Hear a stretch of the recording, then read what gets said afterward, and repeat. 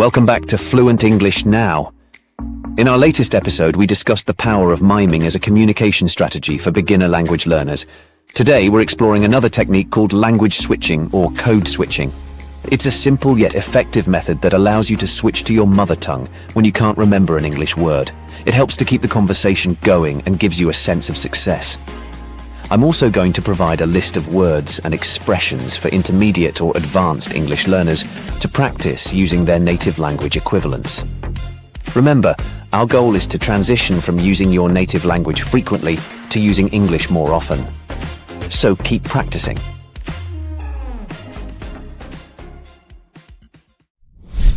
Hey there, it's Leslie and welcome back to Fluent English Now, the podcast where we dive into effective strategies for mastering the English language. In our last episode, we explored the power of miming as a communication tool for beginner learners.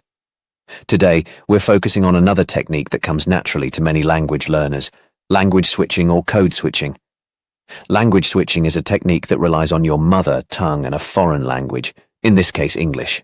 Imagine you're a German speaker trying to discuss travel or transportation in English, but you can't quite recall the word vehicle or transport. Instead of getting stuck, you can simply switch to German and use the word Verkehrsmittel. While this may create a small break in conversation with non-German speakers, it allows you to keep the conversation flowing and avoids a moment of frustration. It's a simple and effective strategy that can help you keep the conversation going.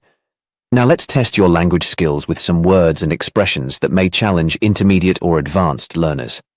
How would you use these words in conversation if you couldn't remember the English version? 1. Takeaway food 2. Internal conflict 3. Water shortage 4. It goes a long way 5. The cat's out of the bag 6. Has a heart of gold 7. Unexpected changes 8. Shift in paradigm. Take a moment to think about how you would use these expressions in your native language and how you could potentially incorporate them into English conversation. Don't worry if it's a bit challenging. That's all part of the learning process. Reflect on what made these exercises difficult or easy for you. Remember, the goal is to transition from relying on your mother tongue to using these expressions confidently in English. So, keep practicing and pushing yourself to use them more frequently in your English conversations. To recap, in today's episode, we explored the technique of language switching or code switching. While it's a simple and useful strategy, it's important not to rely on it too heavily. Excessive language switching can hinder your ability to memorize and practice English vocabulary, as it can simply preserve your interlanguage. However, in situations where you can't recall a specific word or phrase, it's better to keep the conversation going by using your mother tongue than to fall silent. I hope you found today's episode informative and helpful in your language learning journey. Keep practicing, and until next time, keep speaking English.